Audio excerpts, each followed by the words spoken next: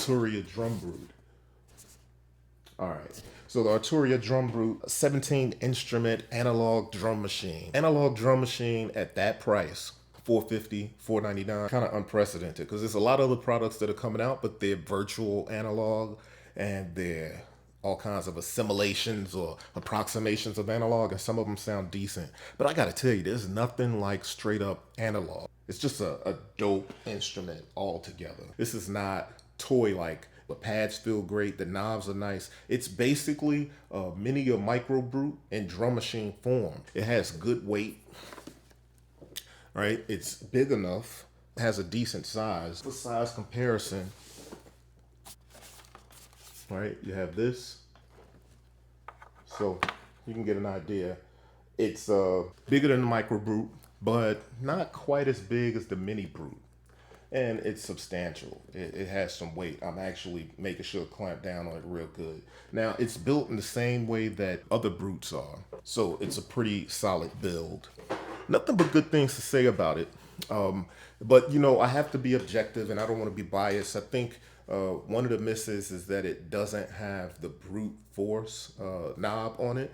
But if you look at the beatppl podcast that I just did the other night, and it had Glen Darcey on it from Arturia, he explains the logic and the technical situation that caused them not to put the brute force on it. But I don't think that's a deal breaker. I expected it because of the name, but I don't think it's a deal breaker. It does have the Steiner-Parker filter, high pass and low pass, and it's all analog. All right, so let's get into taking a look at the interface and how it all looks.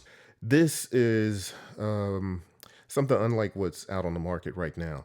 It's a 17 voice or 17 instrument, I should say, 17 analog instruments drum machine. It kind of brings together a few of Arturia's products into one new product.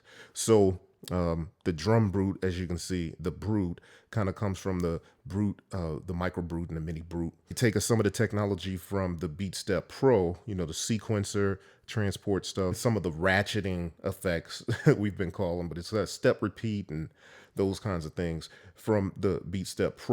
It includes the Steiner-Parker filter, and that's by default, it's a low pass filter, like so. When you bypass it, it's a default filter, but when you hit the high pass button, it becomes a high pass filter. Right, and then you bypass it and it's disengaged. It has 16 sequencer buttons for the steps, and then it can actually be, let's do last step. It can actually be a 64-step sequencer, but obviously you can set that for 16, 32, 48, or 64, whatever you want to do. That you have song, bank, pattern, step, accent, everything you do, you go into a different kind of mode, right? And accent and so forth. Okay, so you have the tempo, you have tap tempo, and you have the metronome that goes on and off. Mute, which allows you to, when you hit mute, you can hit any one of these buttons for the program that's playing. All right, so if you hit mute, you can see which one of these things are playing. You can hit mute and then start to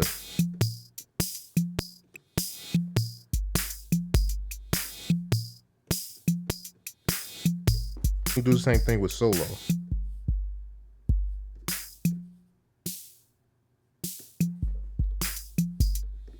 So you have kick 1.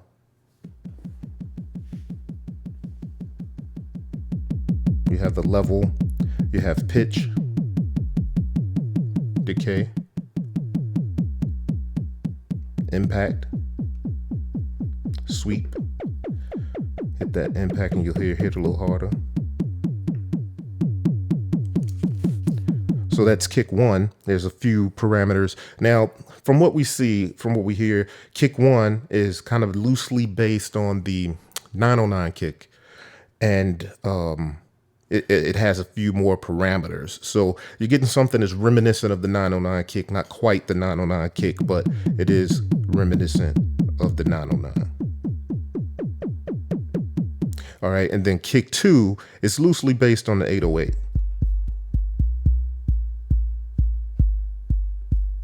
Right? And for those, you have 3 parameters. That's kick 2. You have decay, pitch, and all of them have volume, so I won't name them volume as we go through all of those. So you have pitch and decay for kick 2. That's loosely based on, like I said, the 808. But this is actually my favorite of the 2 kicks because you can pitch it down and bring the decay back.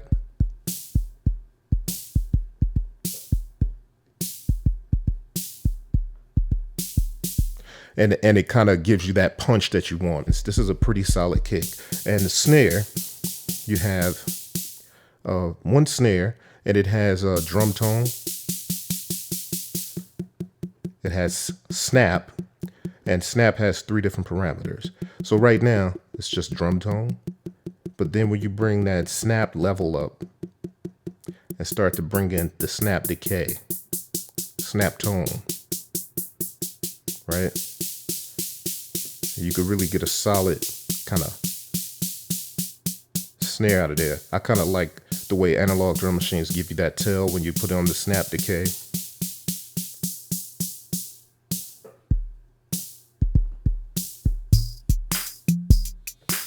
And we're just going to change that up a little bit.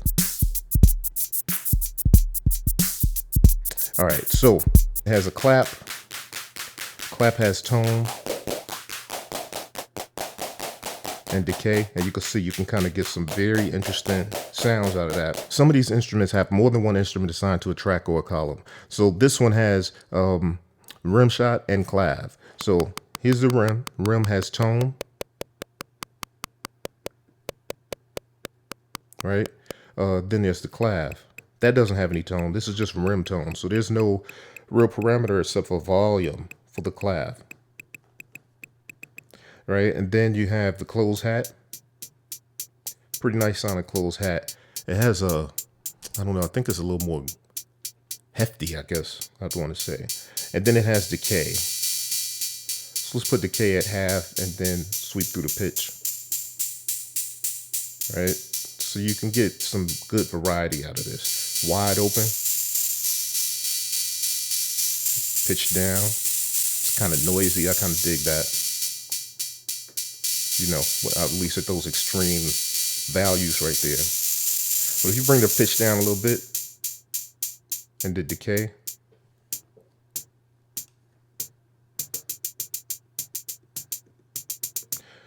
it's a pretty good sound. So before I go through that, I'm just gonna you can see how this stuff kind of sounds in context, right?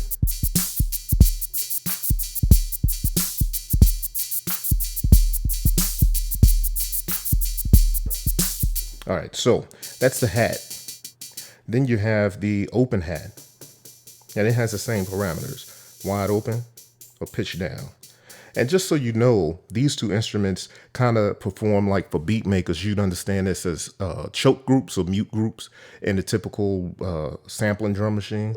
So these are automatically set up that way because naturally when you're a drummer and you're playing the drums, the hi-hat, the cymbal is 1 piece. So when you're opening it and closing it, it can't happen simultaneously. It usually chokes up one. So when you have that open hat and you hit the close hat, it should choke or close or stop the open hat. And this does that naturally. It's just set up that way. Right? It rings. You can see that. But when you hit the close hat, it shuts it off immediately. All right, so that's automatically set up that way. All right, then you have the toms, tom high, tom low, right? And they also have 2 additional instruments or an additional instrument on each one of these instruments. And they also have pitch and volume. All right, so that's for the toms. Then you have conga on those same ones.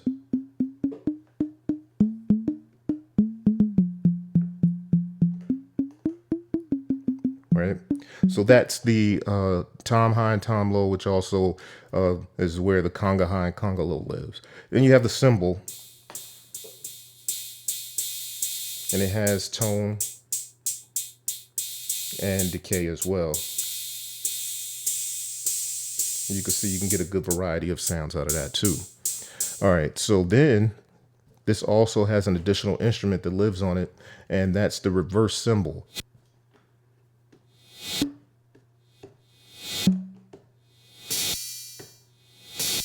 All right, so that's but that also has tone and decay. You can make it real short and sharp. Okay, so that's the reverse cymbal and the cymbal. Now moving on to the maracas. That's the maracas or the tambourine. And I like to use this as a hi-hat, actually. A lot of times. You can hear it there. And obviously. So this is one of the programs or patterns that I did that actually ships with the DrumBrute.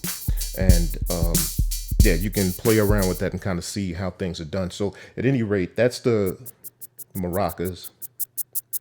And then you can go to the tambourine. And the tambourine, actually decay for this one is only for the tambourine. Then you have the zap. Now, what's the zap? You may have heard it in old disco music and old electronic music, because I really consider this a new breed of a classic drum machine, right? Because it has these sounds that are reminiscent from classics, but they're really something a bit new and designed to be something that builds upon the classics. So this is the zap.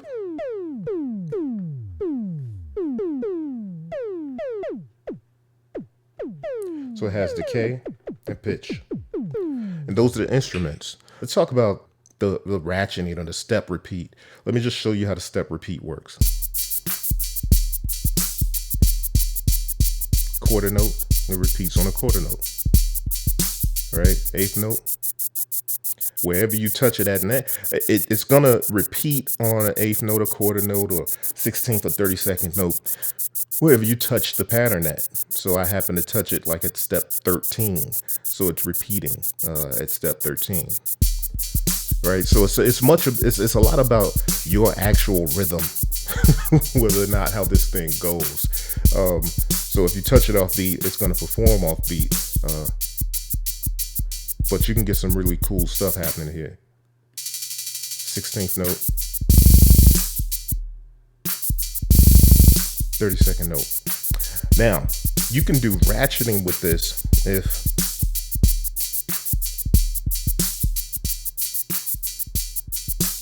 if you, let's say we got the clap here. I'm gonna turn that hat down a little bit. All right, so I'm gonna go to step, just for the sake of kind of illustrating what we have going on here. So this is a little slower, you'll probably be able to hear it. So let's put it on step so we can see what the steps are.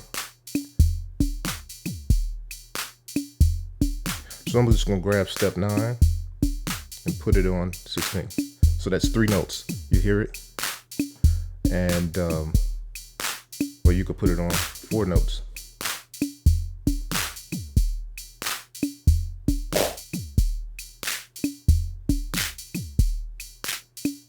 One of the big questions that people ask is about swing and randomness. Swing and randomness, both of them can be applied to either the entire pattern. These are pattern effects, by the way, this entire section here. This can be applied to the entire pattern or just one track by hitting that button. Both of them, same way. So we're on the clap.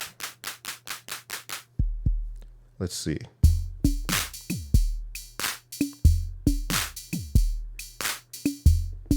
You can hear it start to swing all the way up to 75, the whole pattern. Now let's apply it to the clap. Let's apply it to the hi-hat. Current track, hi-hat is selected, and swing.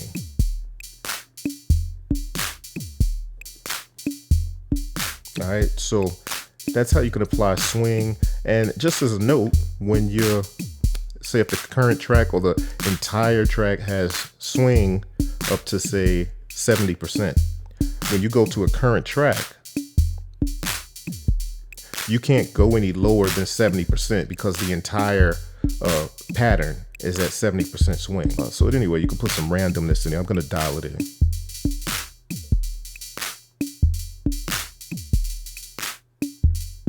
All right. And you can also dial that in per track, which it was just doing. But if I take this and do random over the whole thing, right, I dialed in a lot, or you could dial in a little bit and see what happens. All right, so that's random. You can kind of see how that went. Okay, so also what we have here is, like I said, the filter. To bypass that. And that's kind of the topical view of the DrumBrute. Now, on that note, I want to turn it around and look at the back, just so we can get an idea. You have your 12 volts DC in, that power cord comes with it. You have your USB. The USB does MIDI over USB, so you can connect this to your computer and it'll see it as the DrumBrute, send and receive MIDI, time clock and slave it or make it master. It does not send audio over USB. Whatever. So then you have your regular 5-pin DIN, MIDI in and out. Then you have your clock in and out. Now this is dope for being able to attach to your modular. Is a huge help in that, because you can use this drum machine in front of your modular system, whether that's a huge modular system or something a little smaller like so, and you can just send clock directly in there. So this is clock in that I have that connected to, and connect that to clock out. Now you're actually sending clock to control this. Your individual outs so that you could track through DAW, and it is 1/8 inch. But if you use a cable, something like this, that goes 1/8 inch to 1/4 inch, or you can do like I've been doing, I'll take, say, the snare or the clap out and run it into my modular system, and what that does is it removes that output or that particular instrument from the mix out and sends it only through the individual out. And then I can take that clap and put it in my effects rack on my modular system and start to add different effects to it.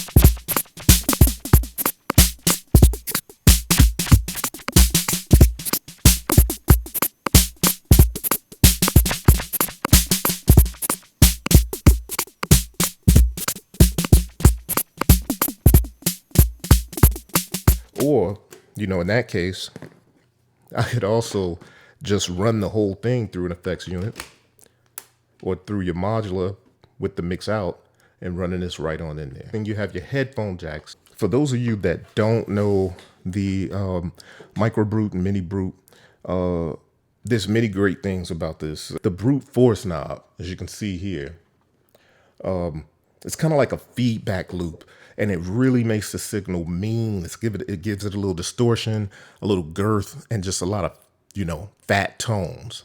I thought that would have been dope on the DrumBrute.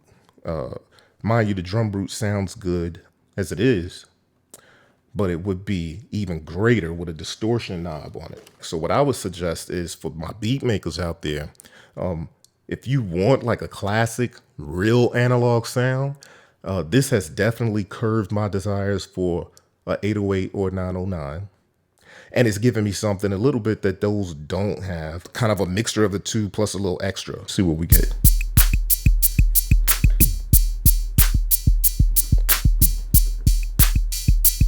One of the things that I do like is the feedback that you get. In Vegas mode, when it goes to sleep after 6 minutes or something, it just starts flashing, you know, lights, and that's kind of down. What I wanted to mention is the feedback that it gives you on these buttons and things. When you go to hit something like erase, it lights up all the possibilities for what you can erase. Erase. You can erase a song, you can erase a whole bank, you can erase a pattern, or if you're sequencing, you can erase any of the instruments. And basically what'll happen is you hit the instrument and that's it. Copy, right? What do you want to copy? The things that you can copy are blinking. You can choose any of those things. The shift key, when you hit the shift key, you have fine tune of the tempo. You can choose the timing signature, 8th note, 8th triplet, 16th, 16th triplet, 32nd, and you can choose global BPM or polyrhythm. If you hit global BPM, that basically means all the patterns will share the same tempo. And that might be good for performance reasons if you just want to make sure that all of the patterns share the same tempo. Polyrhythm is something that allows you to give yourself a little more variety in your tracks. So you can say, hey, I want the kick to be 16 steps, but I want the hi-hat to be 64 steps. And what that does is, as it's repeating, you have this looping at whatever steps it's looping at. You have this other instruments looping at their own lengths. And so you have all these things kind of simultaneously resetting themselves, which gives you a varying pattern throughout the playing of the whole thing. And it's not just stuck to 1, 2, 3, or 4 bars. It is actually kind of morphing as it plays. What we're looking at here is the MIDI Control Center.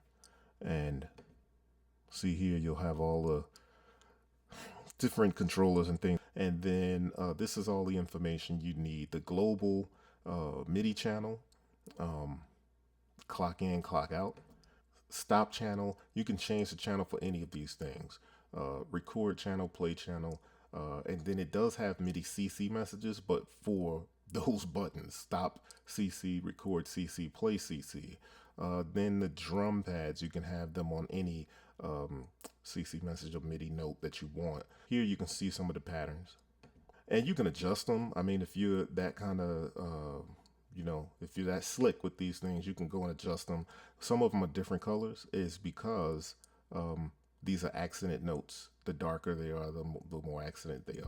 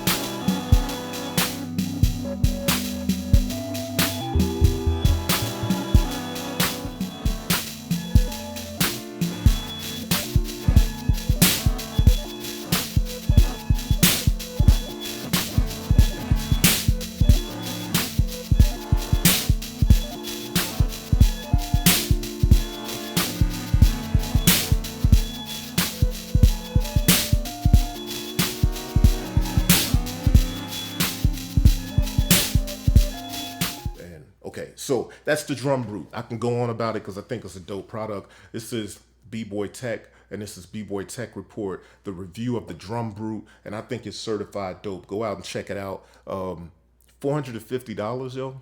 It's a good buy, straight up. And I think you'll enjoy it.